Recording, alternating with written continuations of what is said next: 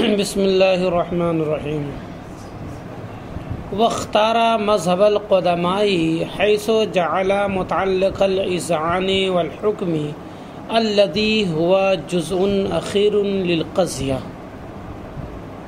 مصنف رحمۃ اللہ تعالی علیہ نے متقدمین حکماء کے مذہب کو اختیار کیا، بیں طور کے اذعان و حکم کا متعلق اسے قرار دیا جو کہ قضیہ کا جزو اخیر ہے اور وہ نسبت خبریہ ہے، خواہ وہ ثبوتیہ ہو یا سلبیہ ہو۔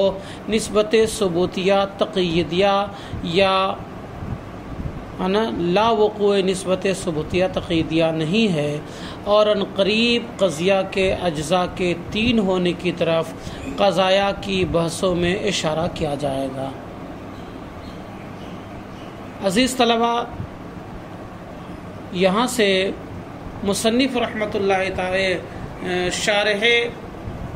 شرح تہذیب بتانا چاہتے ہیں کہ مناطقہ کے حکماء کا بھی دو گروہ ہے، ایک متقدمین کا اور ایک متاخرین کا۔ اس سلسلے میں کہ تصدیق کا متعلق کون ہے، تصور کا متعلق کون ہے، آخر کار تصور و تصدیق دونوں ایک متعلق سے جا کر جڑتا ہے یا دونوں کا متعلق الگ الگ ہے، اور یہ کہ قضیہ کے اجزاء تین ہیں یا قضیہ کا اجزاء چار ہیں۔ تو حکماء کے چونکہ دو گروہ ہیں، متقدمین اور متاخرین۔ متقدمین کا کہنا یہ ہے کہ تصدیق و تصور دونوں کا متعلق ایک ہے، اور وہ ہے نسبت خبریہ۔ سمجھا کہ نہیں؟ اور قضیہ کے اجزاء تین ہیں، محکوم علیہ کا تصور، محکوم بہ کا تصور اور حکم یا اذعان۔ یہ ہیں قضیہ کے تین اجزاء ہیں، جبکہ حکماء کے دوسرے گروہ یعنی متاخرین کا کہنا یہ ہے کہ تصور اور تصدیق کا متعلق الگ الگ ہے۔ تصدیق کا متعلق تو نسبت خبریہ ہے، لیکن تصور کا متعلق نسبت تقییدیہ ہے، اور تصدیق کے اجزاء تین نہیں بلکہ چار ہیں، محکوم علیہ کا تصور، محکوم بہ کا تصور اور نسبت بین کا تصور، جس کو نسبت تقییدیہ بھی کہتے ہیں، اور اذعان۔ ان چار چیزوں کے مجموعہ کا نام کیا ہے؟ تصدیق ہے۔ تو مصنف رحمۃ اللہ تعالی علیہ نے جب یہ عبارت اختیار کی اور کہا کہ علم اگر نسبت کا اذعان ہے تو تصدیق ہے، تو مصنف نے گویا کہ حکماء میں سے متقدمین کے مذہب کو اختیار کیا، کیونکہ حکماء متقدمین کا بھی یہی کہنا ہے کہ تصدیق صرف نسبت کے اذعان کا نام ہے، اور یہ کہ تصدیق اور تصور دونوں کا متعلق نسبت خبریہ ہے، اور یہ کہ تصدیق کے اجزاء تین ہیں، تصدیق کے اجزاء چار نہیں ہیں۔ سمجھا نا؟ کہتے ہیں کہ متقدمین حکماء کے مذہب کو مصنف نے اختیار کیا، کیسے؟ خود بتاتے ہیں، حیث جعل متعلق الاذعان والحکم، بئی طور کے اذعان و حکم کا متعلق اسے کر الذی جو ہے نا، یہ مفعول ثانی ہے جعل کا، دیکھو نیچے آپ کے بین السطور میں لکھا ہوا ہے مفعول ثانی لجعل، یہ جعل کا مفعول ثانی ہے۔ تو اذعان اور حکم دونوں معطوف علیہ سے مل کر متعلق کا مضاف الیہ ہے۔ متقدمین حکماء کے مذہب کو اختیار کیا، بیں طور کے اذعان اور حکم کا متعلق اسے قرار دیا جو قضیہ کا جزو اخیر ہے، اور قضیہ کا جزو اخیر نسبت خبریہ ہے، نسبت خبریہ ثبوتیہ ہے، سمجھانا، یا نسبت خبریہ سلبیہ ہے۔ اذعان و حکم کا متعلق نسبت ثبوتیہ تقییدیہ نہیں، یا نسبت ثبوتیہ تقییدیہ کا وقوع نہیں، یا نسبت ثبوتیہ تقییدیہ کا لا وقوع نہیں۔ بلکہ نسبت خبریہ ثبوتیہ یا نسبت خبریہ سلبیہ جو قضیہ کا جزو اخیر ہے، یہی اذعان اور حکم کا متعلق ہے. یعنی آخرکار یہ سارے چیز جب جا کر کے اذعان سے جا کر جڑتا ہے تو تصدیق وجود میں آتی ہے. بات سمجھ میں آ رہی کہ نہیں؟ اور یہ بات انہوں نے کیوں کہی؟ آپ حاشیہ نمبر 1 کا مطالعہ کرو تو سمجھ میں آئے گا. اس میں کہتے ہیں اختارہ مذہب القدماء کے ماتحت کہتے ہیں علم ان المتاخرین لما زعموا ان التصور والتصدیق متحدان ذاتا ومتغایران بحسب المتعلق ورعوا ان الشک تصور يتعلق بالنسبة اذعنوا بان القضیة مشتملة على 4 اجزاء. متاخرین حکماء نے جب یہ گمان کیا کہ تصور اور تصدیق ذات کے اعتبار سے متحد ہے، ذات کے اعتبار سے دونوں متحد ہے، لیکن متعلق کے اعتبار سے الگ الگ ہے. اور ان لوگوں نے یہ بھی دیکھا کہ شک ایسا تصور ہے جس کا تعلق نسبت سے ہے، تو ان لوگوں کو اس بات کا اذعان ہو گیا کہ قضیہ 4 اجزاء پر مشتمل ہوتا ہے: محکوم علیہ پر، محکوم بہی پر، نسبت ثبوتیہ یا سلبیہ تقییدیہ پر، اور اسی کا نام ان لوگوں نے نسبت حکمیہ رکھا جو شک اور وہم کا متعلق ہے. سمجھانا؟ اور ان لوگوں کے نزدیک وقوع نسبت لا وقوع نسبت یہ قضیہ کا جزو اخیر ہے اور اذعان و تصدیق کا متعلق ہے، یعنی قضیہ کا جزو اخیر. تو یہ 3 چیزیں اور قضیہ کا جزو اخیر جس کو اذعان کہتے ہیں، تو 4 چیزیں ہو گئی، تو تصدیق کے اجزاء 4 ہو گئے.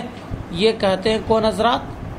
متاخرین حکماء. لیکن متقدمین حکماء کے نزدیک چونکہ تصدیق کے اجزاء 3 ہیں، اور یہ کہ تصور و تصدیق دونوں کا متعلق الگ الگ نہیں بلکہ دونوں کا متعلق ایک ہی ہے.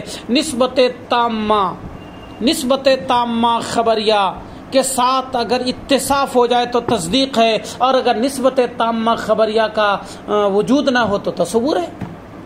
نسبت ہو لیکن نسبت تامہ نہ ہو، نسبت تامہ بھی ہو مگر خبریہ نہ ہو، تو ان تمام صورتوں میں تصور کی کیٹیگری میں چلا جائے گا. ایک چیز وہ ہے کہ نسبت ہی نہیں پائی گئی، وہ تصور ہے. جیسے امن ہے، فلاں ہے، چلاں ہے، وغیرہ وغیرہ، سب 10-20 کو جوڑ لو لیکن کسی طرح کی لگاؤ، کسی طرح کی نسبت نہ جوڑو تو وہ تصوری ہوگا. سمجھانا؟ اور نسبت تو جڑی لیکن نسبت تامہ نہیں بلکہ نسبت ناقصہ. غلام و زیدین، زید کا غلام. القلم الجدید، نیا قلم، نسبت تو ہے لیکن نسبت ناقصہ ہے.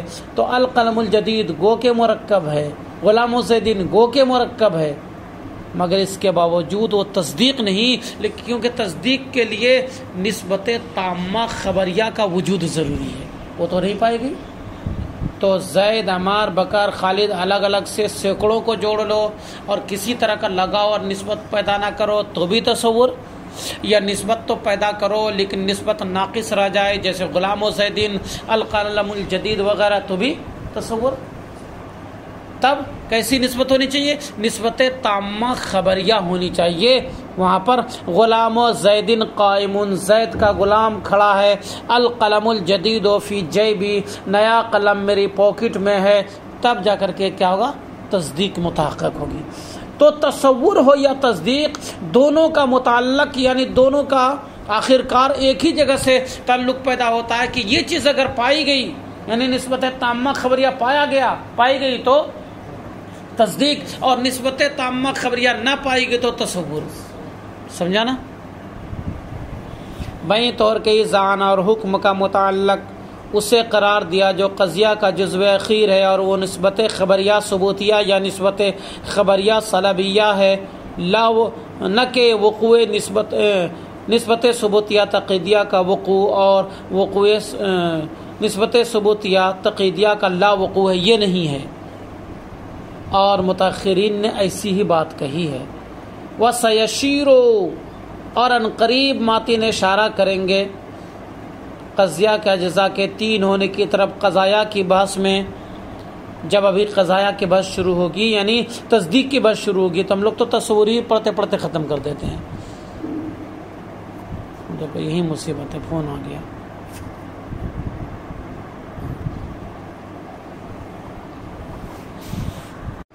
عنقریب ماتن رحمۃ اللہ تعالی علیہ قضیہ کے اجزاء کے 3 ہونے کی طرف اشارہ کریں گے. قضیہ کے اجزاء کے 3 ہونے کی طرف اشارہ کریں گے قضایا کی بحث میں. جہاں پر قضیہ کی جب بحث شروع ہوگی تصدیق کی تو وہاں پر یہ بات بولیں گے ماتن رحمۃ اللہ تعالی علیہ بھی، جس سے یہ سمجھ میں آئے گا کہ ان کے نزدیک قضیہ کے اجزاء 3 ہیں اور انہوں نے متقدمین حکماء کے مذہب کو اختیار کیا ہے، متاخرین کے نہیں. اور جو اشارہ کریں گے وہاں پر آپ کے حاشیہ میں بھی دیکھو کیا اشارہ کریں گے. وہاں پہ حاشیہ نمبر 2 میں دیکھو یہاں ہے حیث قال بئی طور کے ماتن علامہ تفتازانی رحمۃ اللہ تعالی علیہ نے اس مقام پر قضیہ کے بحث میں فرمایا ہے یسمی المحکوم علیہ موضوعا، محکوم علیہ کا نام موضوع رکھا جاتا ہے، والمحکوم بہ محمولا اور محکوم بہ کا نام محمول رکھا جاتا ہے، والدال علی النسبۃ رابطۃ اور نسبت پر دلالت کرنے والے کو رابطہ کہا جاتا ہے. تینی کا ذکر ہوا ہے کہ نہیں؟ تو ماتن رحمۃ اللہ تعالی علیہ قضیہ کی بحث میں جن اجزاء کی طرف اشارہ کریں گے اس سے بھی سمجھ میں آتا ہے کہ قضیہ کا اجزاء 3 ہیں اور انہوں نے متقدمین حکماء کے مذہب کو اختیار کیا ہے جو یہ کہتے ہیں کہ قضیہ کے اجزاء 3 ہیں اور یہ کہ تصور اور تصدیق دونوں کا متعلق ایک ہی ہے. وہ کیا ہے؟ نسبت خبریہ، نسبت تامہ خبریہ. نسبت تامہ خبریہ پائی جائے تو تصدیق، نسبت تامہ خبریہ سے 1 انچ بھی کم رہ جائے تو تصور. بات سمجھ میں آئی کہ نہیں؟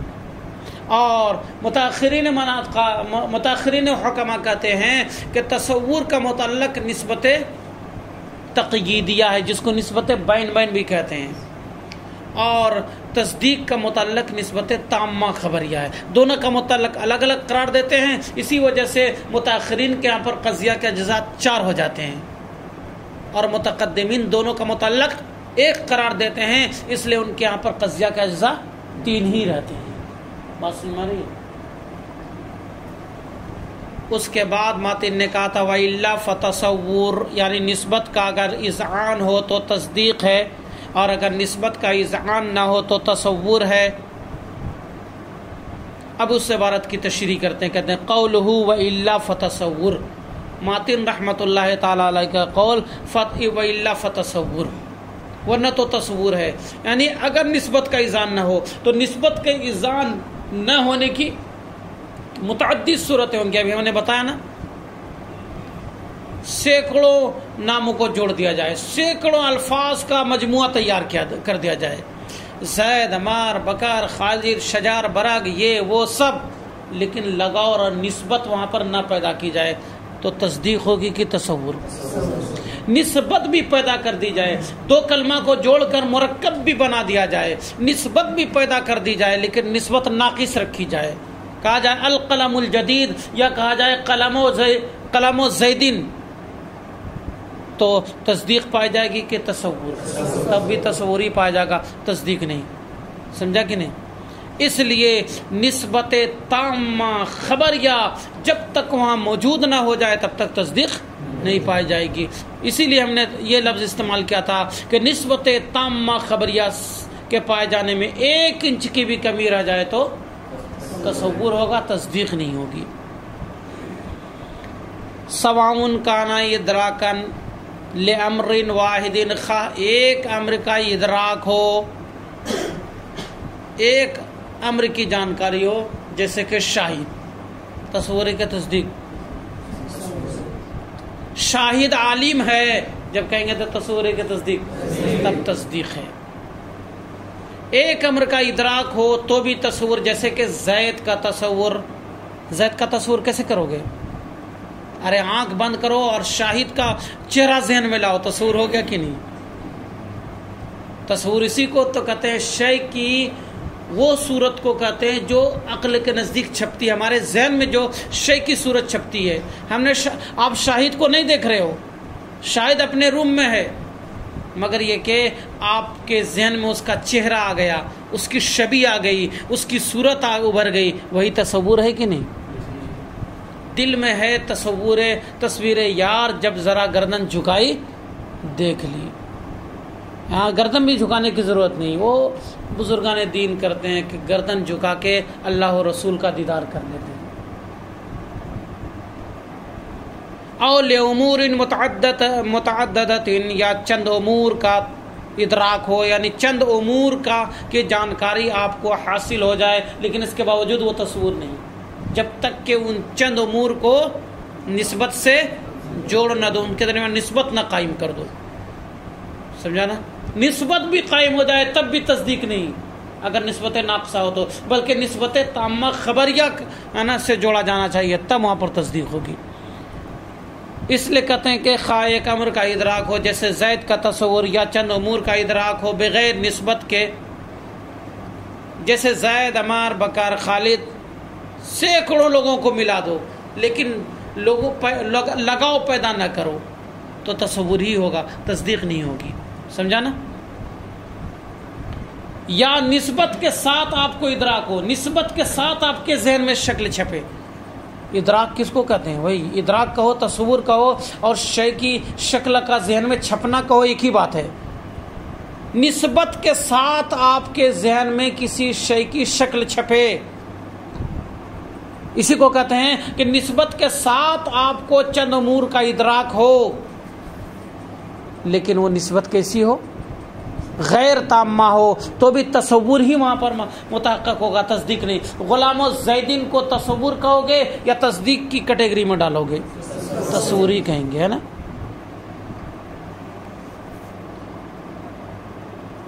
خواہ ایک امر کا ادراک ہو جیسے کہ زید کا تصور، یا چند امور کا ہو بغیر نسبت کے، جیسے زید، عمار، بکر، خالد وغیرہ کو ملا لو، یا نسبت غیر تامہ کے ساتھ تصور، جیسے غلام و زیدین کا تصور نسبت کے ساتھ تو ہوا، لیکن نسبت غیر تامہ کے ساتھ تو بھی یہ کیا ہے؟ تصور میں ہے. یا نسبت تامہ کے ساتھ ہو مگر نسبت تامہ انشائیہ ہو، اشرب، اکل، قل، یہ سب کیا ہے؟ نسبت تامہ ہے، کھاؤ، پیو، جاؤ، آؤ، مگر نسبت تامہ خبریہ نہیں بلکہ انشائیہ ہے، تو بھی یہ تصور کی کیٹیگری میں آ جائے گا، تصدیق میں نہیں. سمجھا نا؟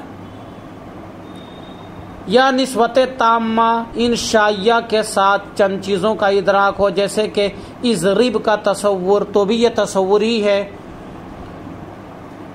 یا نسبت تامہ خبریہ کے ساتھ بھی ہو مگر ادراک غیر اذانی کے ساتھ ادراک کیا گیا ہو. تھوڑا سا بھاری ہے. نسبت کے ساتھ آپ نے چند امور کا ادراک کیا، وہ نسبت تامہ بھی ہے، نسبت تامہ خبریہ بھی ہے، مگر یہ کہ شک ہو گیا. کسی نے کہا کہ حضرت تشریف لائے ہیں، کہا بھائی ابھی تو میں نے کل ہی پروگرام میں دیکھا تھا کہ حضرت تو پونے میں پروگرام کر رہے ہیں. اب ایسا ہو سکتا ہے کہ اچانک حضرت پونے کا پروگرام کینسل کر کے ہوائی جہاز سے کولکاتہ اور کولکاتہ سے پنڈوا گئے ہوں، لیکن آپ کے ذہن میں تشکک ہے، شک انگڑائی لے رہا ہے، تو یہاں پر تصدیق نہیں ہے. تبھی تو حضرت تشریف لائے ہیں، اب آپ کو شک ہو گیا کہ کیسے بھائی حضرت رات میں پونے میں پروگرام تو یہاں کیسے آ گئے؟ تو یہ وہ کہ نسبت ہے، نسبت تامہ بھی ہے، نسبت تامہ خبریہ ہے، مگر غیر اذانی ادراک کے ساتھ مدرک ہے، یعنی غیر یقینی نسبت کے ساتھ اس کو حاصل کیا گیا ہے، یقینی نسبت کے ساتھ نہیں. سمجھا نا؟ اگر آپ کو یقین ہو تبھی جا کر کے وہاں پر تصدیق ہوگی. اسی کو کہتے ہیں یا نسبت تامہ خبریہ کا، ایسی نسبت تامہ خبریہ کا تصور ہو جس کا ادراک کیا جائے، جس کو حاصل کیا جائے غیر اذانی ادراک کے ساتھ، غیر یقینی ادراک کے ساتھ، یقین کے ساتھ نہیں بلکہ شک کے ساتھ، تو وہ بھی کیا ہے؟ تصور ہی کے قبیل سے قرار پائے گا، تصدیق کی کیٹیگری میں نہیں پہنچے گا. جیسا کہ تخیل کی صورت میں اور شک اور وہم کی صورت میں ہوتا ہے. سمجھا نا؟ تو ان تمام صورتوں میں تخیل کی صورت میں، شک اور وہم کی صورت میں وہاں پر نسبت تامہ خبریہ کے ساتھ ہی ادراک ہوتا ہے، مگر چونکہ وہ غیر یقینی کیفیت سے متکیف ہوتا ہے اس لیے اس کو تصدیق نہیں بلکہ تصور ہی کہتے ہیں۔ تو تصدیق کے پائے جانے کے لیے چند امور کا پایا جانا ضروری ہے۔ ایک تو یہ کہ چند چیز ہو، چند چیزوں کے درمیان لگاؤ ہو یعنی نسبت ہو، وہ نسبت تامہ ہو، نسبت تامہ خبریہ ہو، انشائیہ نہ ہو، نسبت تامہ خبریہ یقینیہ ہو، غیر یقینیہ نہ ہو۔ اگر یہ ساری باتیں پائی جائیں گی تب تصدیق پائی جائے گی، ورنہ تصدیق نہیں پائی جائے گی۔ اس کے بعد ماتن نے کہا وَيَقْتَسِمَانِ بِالضَّرُورَةِ الضَّرُورَةَ وَالِاكْتِسَابَ بِالنَّظْرِ، اور بدیہی طور پر یہ دونوں منقسم ہوتے ہیں۔ کون دونوں؟ تصور و تصدیق منقسم ہوتے ہیں ضرورت کی طرف، ضرورت سے حصہ لیتے ہیں، اور اکتساب بالنظر سے حصہ لیتے ہیں۔ ضرورت سے حصہ لے کر یہ ضروری ہو جاتا ہے، یہ دونوں ضروری ہوتے ہیں، اور اکتساب بالنظر سے حصہ لے کر دونوں کسبی ہوتے ہیں۔ تو تصور بدیہی ہوتا ہے جس کو ضروری بھی کہتے ہیں، اور تصور نظری بھی ہوتا ہے، تصدیق بدیہی بھی ہوتی ہے، تصدیق نظری بھی ہوتی ہے۔ نظری ہی کو کسبی سے بھی تعبیر کیا جاتا ہے اور بدیہی کو ہی ضروری سے تعبیر کیا جاتا ہے، سمجھا نا؟